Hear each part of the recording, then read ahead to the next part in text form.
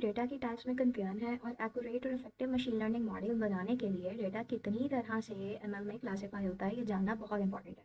इस वीडियो में हम 13 तरीके कवर करने की कोशिश करेंगे जिसमें एमएल में डेटा क्लासिफाई हो सकता है। Hi guys, welcome back. आज का वीडियो थोड़ा सा स्पेशल है, ये एक कंप्लीट रेफरेंस वीडियो है।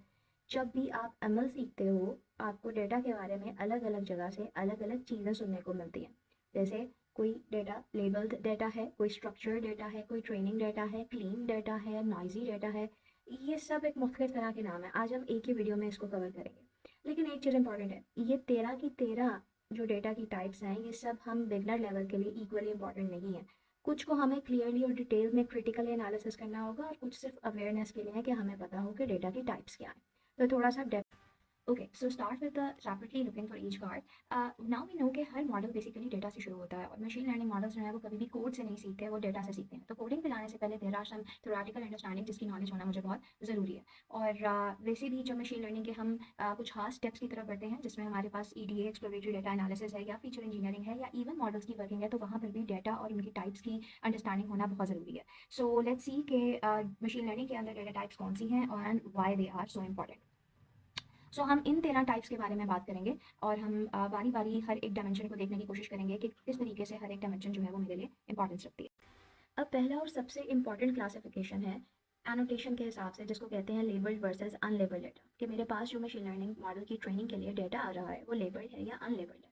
अब लेबल डेटा का क्या मतलब हुआ? लेबल डेटा का मतलब ये है कि हर डेटा पॉइंट के साथ, हर इंस्टांसेस के साथ, हर डेटा की आने वाली एग्जांपल के साथ मेरे पास कोई आंसर, कोई लेबल, कोई आउटपुट, कोई टारगेट वैल्यू गिवन है, असाइंड है, एसोसिएटेड है। ये कुछ टर्मिनोलॉजीज हैं जो बार बार इस्तेमाल होती हैं। जैसे मेरे पास 10,000 फोटोज़ हैं कैट्स और डॉग्स की, तो हर एक फ़ोटो के साथ ये कैट और डॉग की जो टारगेट वैल्यू है या लेबल है या आउटपुट है ये मेंशन है।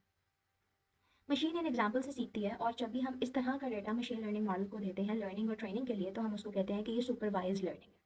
जबकि दूसरी तरफ मेरे पास जो डेटा होता है वो अनलेबल्ड हो सकता है। अब अनलेबल्ड डेटा का क्या मतलब है कि यहाँ पर मेरे पास सिर्फ रॉ डेटा है, यानी कि उस डेटा की एग्जाम्पल के साथ कोई आंसर या कोई आउटपुट वैल्यू या कोई टारगेट वैल्यू एसोसिएटेड नहीं है। जैसे वो 10,000 फोटोज़ हैं लेकिन कोई भी लेबल उसके साथ असाइन नहीं है, तो मशीन को खुद से पैटर्न्स को ढूंढना है। और समहाउ जब हम इस तरह का डेटा इस्तेमाल करते हैं तो हम इस तरह की लर्निंग को कहते हैं कि ये अनसुपरवाइज लर्निंग है। अब यहाँ पर डेटा तो बहुत सारा आ जाता है लेकिन समहाउ मुझे कुछ स्पेशलाइज अप्रोचेस की ज़रूरत है जिसमें मैं इतने सारे रॉ डेटा से, इतने सारे अबेंडेंट डेटा से मैं कोई मीनिंगफुल पैटर्न्स जो है एक्सट्रैक्ट कर सकूँ। नेक्स्ट हमारे पास क्लासिफिकेशन आती है पूरी कंप्लीट डेटा स्पेक्ट्रम की, जिसको हम कैटेगराइज करते हैं क्वांटिटेटिव वर्सेस क्वालिटेटिव डेटा में। अब क्वांटिटेटिव डेटा में मेरे पास न्यूमेरिकल वैल्यूज आती हैं जिसका कोई ना कोई मैथमेटिकल मीनिंग निकलता है। वो फर्दर कैटेगराइज होती हैं इंटू कॉन्टिन्यूस, न्यूमेरिकल, डिस्क्रीट और टाइम सीरीज वाले डेटा। फॉर एग्जाम्पल डिस्क्रीट जैसे हो गया मेरे पास काउंटेबल होल नंबर्स हो गए, जैसे स्टूडेंट्स की तादाद 35 स्टूडेंट्स, 40 स्टूडेंट्स। कॉन्टिन्यूस डेटा समझ लो जैसे कोई भी वैल्यू रेंज में आ जाती है, जैसे 1.75 मीटर। और इसी तरह मेरे पास टाइम सीरीज़ की है जिसमें हम टाइम के लिहाज से वैल्यूज़ को एक्सट्रैक्ट करते हैं या फिर ट्रैक करते हैं। क्वालिटेटिव डेटा में मेरे पास लेबल्स और कैटेगरीज आ जाती हैं। ठीक है, इसको हम फर्दर आगे डिवाइड करते हैं नॉमिनल में, ऑर्डिनल में। नॉमिनल में कोई भी ऑर्डर नहीं होता जैसे कि, और ऑर्डिनल में नाम से जाहिर है कि कोई ना कोई ऑर्डर होता है। ठीक है, जैसे मिसाल के तौर पर सिटी के नेम्स, मैं कोई भी पर्टिकुलर सिटी के नेम्स ले लूँ, अब जिस भी तरतीब से ले लो, इसमें किसी भी चीज़ का ऑर्डर होना मेरे लिए ज़रूरी नहीं है।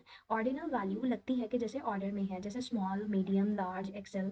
इसी तरह मेरे पास मुख्तलिफ रेंज का मजीद डेटा होता है, जैसे फॉर एग्जांपल मेरे पास टेक्सचुअल डेटा होता है, ऑडियो की डेटा होता है, इमेज का डेटा होता है। ये सारी मेरे पास क्वालिटेटिव डेटा के अंदर कैटेगराइज होते हैं। इसकी एक डिटेल्ड वीडियो जो है वो हम सेपरेटली बनाएंगे। नेक्स्ट कैटेगरी मेरे पास आती है स्ट्रक्चर के लिहाज से। स्ट्रक्चर से मानो मतलब कि डेटा को ऑर्गेनाइज कैसे किया जाता है। And this is very critical classification कि डेटा की ऑर्गेनाइजेशन का तरीका क्या है। यहाँ पर मेरे पास डेटा 3 तरीकों से डिवाइड होता है। जैसे मेरे पास स्ट्रक्चर डेटा हो गया, अनस्ट्रक्चर डेटा हो गया, सेमी स्ट्रक्चर डेटा हो गया। स्ट्रक्चर डेटा बिल्कुल ऑर्गेनाइज होता है, रोज एंड कॉलम्स की फॉर्म में होता है, जैसे मेरे पास एक्सेल शीट है या डेटाबेस के टेबल्स हैं। और इस तरह के डेटा में से कोई भी यूजफुल इंसाइट्स निकालना या कोई क्यूरी करना बहुत आसान है। अनस्ट्रक्चर्ड डेटा में मेरे पास कोई भी खास फिक्स्ड फॉर्मेट नहीं होता। मेरे पास इमेजेस हैं, ऑडियो फाइल्स हैं, रॉ टेक्स्ट शामिल है, सब अनस्ट्रक्चर्ड है। लेकिन इसको प्रोसेस करना थोड़ा सा मुश्किल होता है। लेकिन अगर हम इस पे कुछ ख़ास किस्म की टेक्निक्स अप्लाई करें तो यहाँ पर हमारे पास बहुत ही यूज़फुल इंफॉर्मेशन या यूज़फुल इंसाइट्स एक्सट्रैक्ट की जा सकती हैं।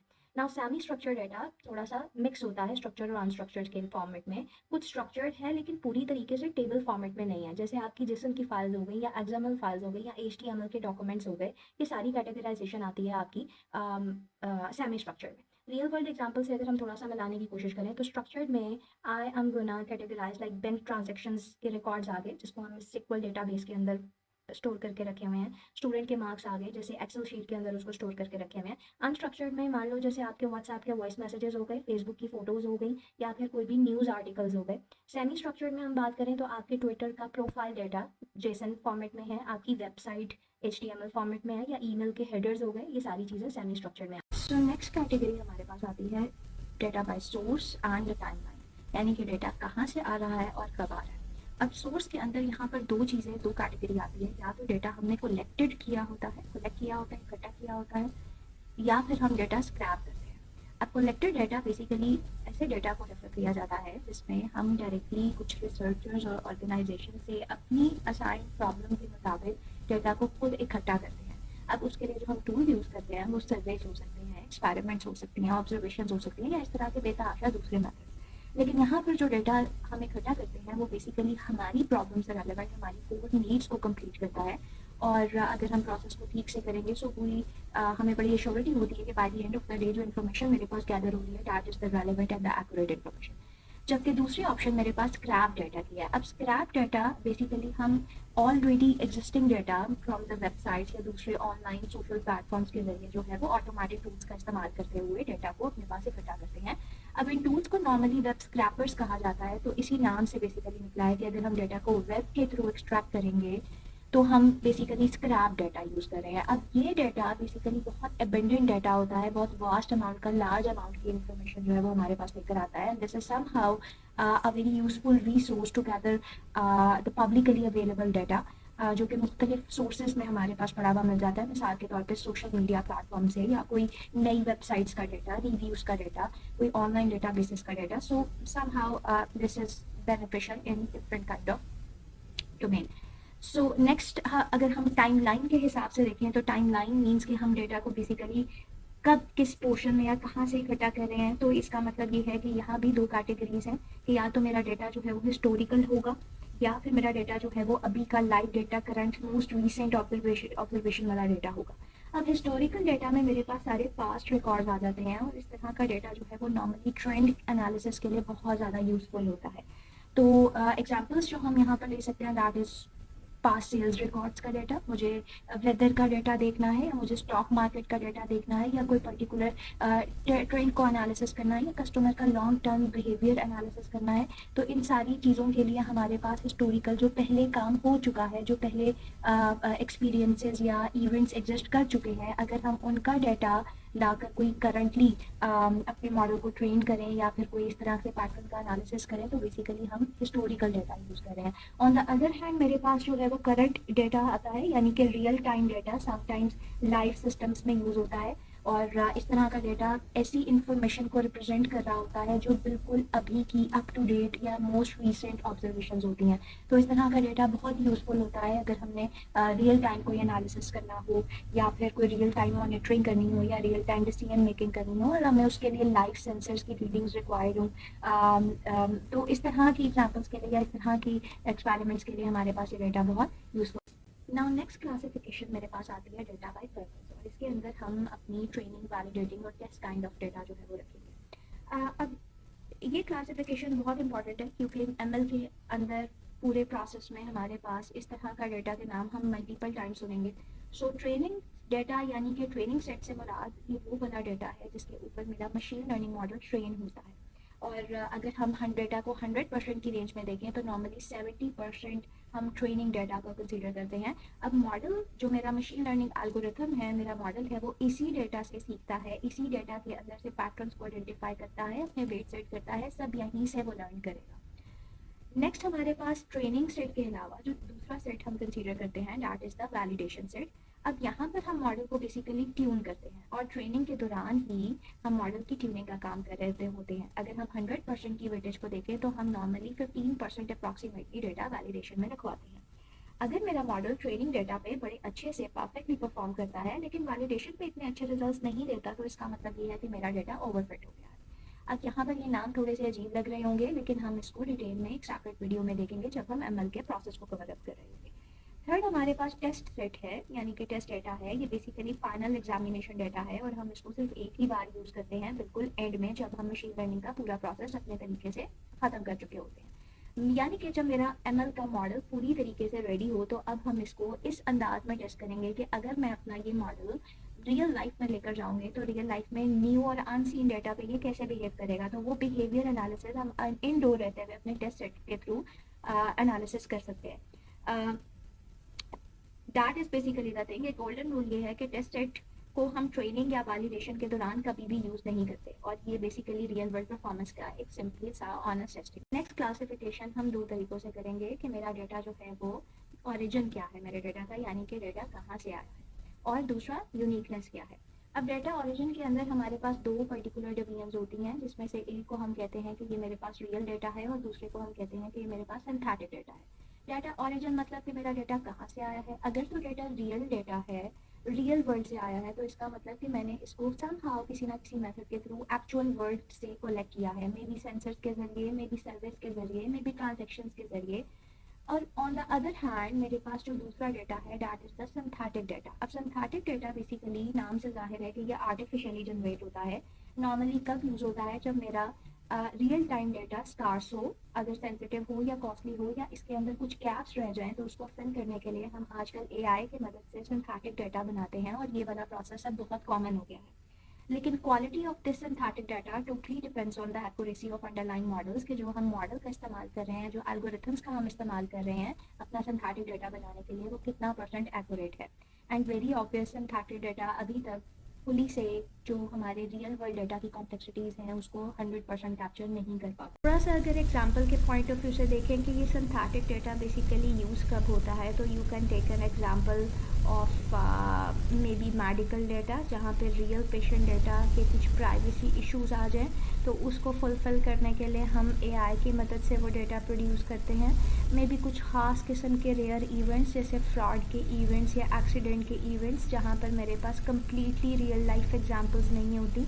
मे be you can say some autonomous cars के सेट्स हम ले लें, जहाँ पर हमारे पास रियल कार्स की क्रैशिंग अवेलेबल नहीं है, तो हम ट्रेनिंग डेटा से उसको सिंथेटिकली जनरेट करते हैं। या फिर you can take an example of Urdu language NLP data sets, जहाँ पर हमारे पास रियल डेटा बहुत स्कार्स होता है, तो हम उसको सिंथेटिक डेटा की मदद से फुलफ़िल करते हैं। क्विकली से नेक्स्ट कैटेगरी देख लेते हैं, that is data bye uniqueness. इसके अंदर हम बेसिकली दो तरीक़ों से चीज़ को डिस्कस कर रहे हैं कि मेरा डेटा यूनिक है, प्रॉप्रिएटरी डेटा है, और ये पर्टिकुलर डेटा जो है वो मैंने फ्रॉम द स्पेसिफिक एक्सपेरिमेंट्स या फिर specific study as per my problem मैंने खुद से जो है वो ऑब्टेन किया है, और ये डेटा सिर्फ मेरी कोर प्रॉब्लम के लिए ही यूटिलाइज होगा, और ये डेटा मेरे लिए पब्लिकली अवेलेबल नहीं है, ना ही मैं इसको आगे मज़ीद पब्लिकली अवेलेबल करती हूँ। वो सिर्फ मेरे कोर प्रॉब्लम के लिए यूटिलाइज होगा, और ये यूनिक डेटा समहाउ मुझे ऐसी इंफॉर्मेशन और इंसाइट्स प्रोवाइड करता है जो कि मुझे दूसरे रिसोर्सेज से नहीं मिलती है। तो इट इज़ वेरी डिफ़िकल्ट कि इस पर्टिकुलर डेटा की रेप्लिकेट फाइंडिंग्स जो हैं वो ली जा सके। There is another thing that maybe you can say कि if something is locked data, unique data, तो maybe on the other hand there will be a public data जो कि पब्लिकली शेयर्ड है, कोई भी इसको यूटिलाइज़ कर सकता है। उस डेटा के ऊपर प्रीवियसली बहुत सारे रिसर्चर्स ने अपना काम किया है मुख्तलिफ पर्पसेस के लिए, मुख्तलिफ रिसर्चेस के लिए और मुख्तलिफ यूज़ केसेस के लिए। And now I have my own problem now, और I can utilize the same data जो कि पब्लिकली अवेलेबल है। हाँ, बट डेटा जो है वो स्टैंडर्डाइज्ड डेटा होना चाहिए, बेंचमार्क डेटा होना चाहिए, और समटाइम्स डेटा बहुत अच्छे से कलेक्टिवली हमारे पास इन पब्लिकली अवेलेबल रिपोजिटरीज़ पे पड़ा होता है कि हमें उसमें ज़्यादा चेंज करने की ज़रूरत नहीं पड़ती। एक एग्जांपल ले लेते हैं, बाद में हम इसको प्रैक्टिकली देखेंगे। जैसे कैगल का प्लेटफॉर्म है, वहाँ पर बहुत सारे पब्लिकली शेयर्ड ऐसे डेटा सेट्स मौजूद हैं जिनको मैं अपनी अपनी प्रॉब्लम के हिसाब से यूटिलाइज़ कर सकती हूँ। नाउ डेटा को अगर क्लियरली एसेसिबिलिटी के लिहाज से देखा जाए तो पता लगता है कि डेटा तक किसकी रसाई है, यानी कि कौन इसको असेस कर सकता है। तो हम यहाँ पे 3 कैटेगरीज बनाते हैं डेटा की, कि या तो डेटा रिस्ट्रिक्टेड है, प्राइवेट है और बहुत ही ख़ास पर्पसेस के लिए यूज़ होगा, या फिर डेटा जो है वो ओपन प्लेटफॉर्म्स के ऊपर पड़ा हुआ है और can be considered as public data, या फिर मेरा डेटा जो है वो कमर्शियल है। असेसिबिलिटी तक पता लगता है कि मेरा डेटा कौन यूज़ करेगा। तो पब्लिक डेटा नॉर्मली फ्री होता है, कैगल के प्लेटफॉर्म्स हैं, कुछ गवर्नमेंट के पोर्टल्स हैं, you can easily take that public data. Private data normally organisations की प्रॉपर्टी होती है, ये बड़ा सेंसिटिव होता है और रिस्ट्रिक्टेड डेटा होता है, only few people can have access on this. On the other hand commercial data मेरे लिए ख़रीदना पड़ता है मुझे। ये इंपॉर्टेंस तब होता है जब मेरे पास कोई ऐसे रियल टाइम प्रोजेक्ट्स हों या मैं ऐसे प्रोजेक्ट्स के ऊपर काम कर रही हूँ जहाँ पे डेटा के लीगल इश्यूज मुझे आ सकते हैं। तो नॉर्मली ये डेटा लाइसेंस्ड होता है और हम इसको with the on the basis of permission ही यूटिलाइज करते हैं। अब ये कैटेगरी एक बहुत क्रिटिकल टाइप है जिसमें हम डेटा की क्वालिटी को देखते हैं, और ये honestly in my opinion machine learning का सबसे ज़्यादा टाइम लेने वाला पार्ट है। where I have to see clearly before entering into the any major step of the machine learning. I have to see कि मेरा डेटा कितना क्लीन है और क्लीन है भी कि नहीं है। सो देर आर टू कैटेगरीज। हम कहते हैं कि या तो मेरा डेटा जो है वो क्लीन है या फिर मेरा डेटा जो है वो एक्सट्रीमली नॉइजी है। अब क्लीन डेटा नॉर्मली एक एक्यूरेट डेटा होता है, कंप्लीट डेटा होता है, कंसिस्टेंट डेटा होता है जिसमें नॉर्मली कोई एरर्स नहीं होते। अब ये एक सिचुएशन बहुत आइडियल है, लेकिन रियल वर्ल्ड पे ये बड़ा रेयरली मिलता है कि हमें कोई ऐसा डेटा मिल जाए जिसमें हमें पहले से उसके ऊपर कोई ना कोई फंक्शनैलिटी परफॉर्म ना करनी पड़े, यानी कि मशीन लर्निंग की ज़ुबान में कोई ना कोई प्री प्रोसेसिंग ना करनी पड़े। सो बहरहाल हमारा गोल ये होता है कि हमने इस तरीके से डेटा को जो है वो गेट करना होता है। लेकिन हमें जो एक्चुअली डेटा मिलता है, जो एक्चुअली डेटा हमारे पास होता है वो बड़ा नॉइजी होता है। अब नॉइजी डेटा ऐसे डेटे को कहते हैं जिसके अंदर एरर्स होते हैं, या कोई ख़ास किस्म के आउटलायर्स हैं, या कोई मिसिंग वैल्यूज़ हैं, या कोई ऐसी इन्फॉर्मेशन जो मेरी प्रॉब्लम से रेलेवेंट नहीं है, वो इन्फॉर्मेशन मेरे डेटा के अंदर पाई जाती है। तो रियल वर्ल्ड में अक्सर ऐसा ही होता है कि हमें जो डेटा मिलता है वो कम्प्लीटली या फिर समहाउ सामी वे में नॉइजी होता है, और जिसके ऊपर हमें बहुत सारे प्री प्रोसेसिंग के स्टेप्स जो हैं वो लगाने पड़ते हैं। अच्छा, अगर हम यही एग्जैक्ट डेटा डायरेक्टली मॉडल में दे दें तो मॉडल जो है वो बिल्कुल भी सही से सीख नहीं पाएगा, अपनी ट्रेनिंग जो है वो अच्छे से कर नहीं पाएगा। फॉर एग्जांपल कि हम एक स्टडी करते हैं और जिसमें मॉडल को हम 80% क्लीन डेटा के ऊपर जो है वो ट्रेन करते हैं, और डेटा और इस ट्रेनिंग के बाद जब मॉडल परफॉर्म करेगा तो फॉर एग्जांपल वो 90% एक्यूरेसी के साथ परफॉर्म करता है।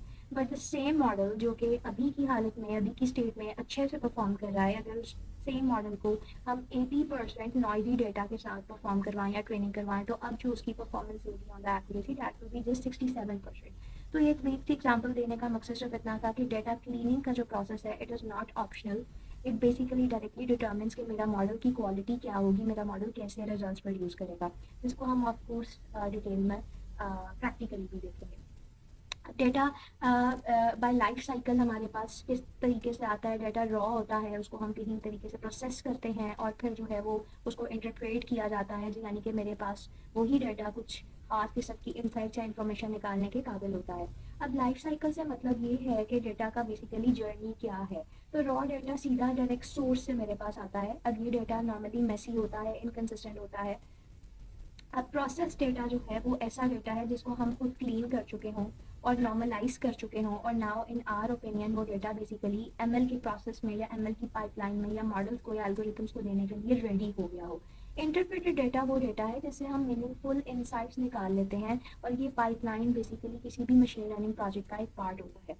There are a lot of other new data types जो कि इस टाइम हमारे पास जैसे जैसे वक्त गुजर रहा है मज़ीद डेटा के फॉर्मेट में आते जा रहे हैं, और it totally depends on my machine learning और एनी डीप लर्निंग प्रॉब्लम कि मुझे कैसा डेटा रिक्वायर्ड है। तो as per the use case हमें समटाइम्स ऐसे डेटा की ज़रूरत पड़ती है जो कि ग्राफ डेटा हो, यानी कि जैसे सोशल नेटवर्क्स का डेटा। समटाइम्स मुझे ऐसा डेटा की ज़रूरत पड़ती है जो कि सेंसरी बेस्ड डेटा हो, या IoT जैसा डेटा, यानी कि स्मार्ट डिवाइसेस से लिया गया data. Then there is a cartographic data which means के जैसे मैप्स का डेटा होता है या 3D स्पेशल डेटा होता है। ये नॉर्मली मॉडर्न ML की इमर्जिंग डेटा टाइप्स हैं। So what we have seen, हमने 13 टाइप्स देखी हैं। बेसिकली ये सारी डेटा टाइप्स जो हैं कोई अलग अलग नहीं है। डेटा हमेशा हमारे पास एक ही तरह का होता है, या डिपेंड्स ऑन द प्रॉब्लम, लेकिन जिस तरीके से डेटा कैटेगराइज होता है ये नाम कॉन्स्टेंटली हम इस पर्टिकुलर प्रोसेस में यूज़ करते हैं। समटाइम्स हम डेटा को अगर क्लासीफाई कर रहे हैं कि डेटा बाय एनोटेशन है, if we go to our quickly go to our main slide which was the 13 data types. So we are gonna see के क्विक रिकैप में अगर क्लासिफिकेशन बाय एनोटेशन है तो इसका मतलब है कि हम लेबल्ड या अनलेबल्ड डेटा की बात कर रहे हैं। डैट इज़ वेरी क्रिटिकल, बहुत ज़्यादा यूटिलाइज होता है। अगर क्लासिफिकेशन जो है वो किसी तरीके से बाय स्ट्रक्चर हो रही है, तो इसका मतलब है कि हम ऐसे डेटा की बात कर रहे हैं कि जिसमें स्ट्रक्चर्ड डेटा, यानी कि या तो डेटा स्ट्रक्चर्ड होगा, अनस्ट्रक्चर्ड होगा या सेमी स्ट्रक्चर्ड होगा। अगर डेटा की हम क्लासिफिकेशन करते हैं बाय पर्पस, तो इसका मतलब कि पर्पस क्या है, या तो डेटा ट्रेन करना है या वैलिडेट करना है या टेस्ट करना है। अगर डेटा को हम क्वालिटी के हिसाब से देखते हैं, तो अगेन ये वाली जो मेरे पास चार टाइप्स थी, ये बड़ी क्रिटिकल है। क्वालिटी मीन्स कि डेटा मेरे पास क्लीन है या नॉइजी है। अब ये चार बहुत ज़्यादा यूज़ होती हैं मशीन लर्निंग के एनवायरनमेंट में। नेक्स्ट हम डेटा को क्वांटिटेटिव एनालिसिस के लिहाज से देखते हैं और क्वालिटेटिव एनालिसिस के लिहाज से। क्वांटिटेटिव मीन्स कि डेटा न्यूमेरिकली कैसा है, डिस्क्रीट है, कॉन्टिन्यूस है या टाइम सीरीज है। तो इसी के मुताबिक हम अपना राइट एल्गोरिथम यूज़ करते हैं, और ये भी बड़ा इंपॉर्टेंट क्लासिफिकेशन है मशीन लर्निंग में। फिर हम क्वालिटेटिव एनालिसिस करते हैं कि डेटा जो है और नॉमिनल है, ऑर्डिनल है, टेक्सचुअल डेटा है, ऑडियो डेटा है या इमेज डेटा है। ये भी बहुत इंपॉर्टेंट है। इसके थ्रू हम राइट इनकोडिंग मेथड यूज़ करते हैं। मुझे ये देखना है कि मेरा डेटा पर्टिकुलरली आ कहाँ से रहा है, उसका ओरिजिन क्या है, रियल है या सिंथेटिक है। मुझे ये देखना है कि डेटा का लाइफ साइकिल क्या है, डेटा रॉ फॉर्मेट में है, प्रोसेस फॉर्मेट में है या ऑलरेडी इंटरप्रेटेड फॉर्मेट में है। मुझे अपनी स्टेज का पता होना चाहिए। डेटा की एसेसिबिलिटी का पता होना चाहिए, यानी कि डेटा जो है वो पब्लिकली अवेलेबल है, प्राइवेटली अवेलेबल है, या फिर डेटा कमर्शियल है। तो यूज़ करने से पहले मुझे इसके लीगल राइट्स का पता होना चाहिए। Then I have the time line, कि मुझे ये पता हो कि डेटा हिस्टोरिकल है या करेंटली अवेलेबल है, यानी कि मेरी फोरकास्टिंग अप्रोच में ये बहुत ज़्यादा इफेक्टिव है। अब बाय सोर्स मुझे डेटा का पता हो कि डेटा जो है वो मैंने कलेक्ट करना है या डेटा जो है वो मुझे किसी वेबसाइट से स्क्रैप करना है। अगेन यहाँ पे भी हम लीगलिटी चेक करते हैं। डेटा को यूनिकनेस के लिहाज से हम देखेंगे कि डेटा यूनिक है, पब्लिकली अवेलेबल है, शेयर्ड है।